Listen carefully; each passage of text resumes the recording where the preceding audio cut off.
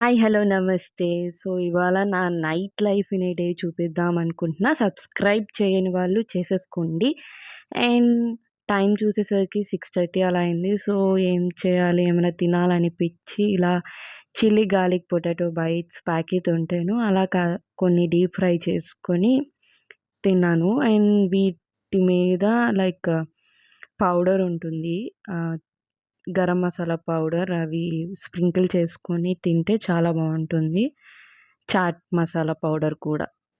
And time చూస్తేనేమో 11:14 అనుకుంటా.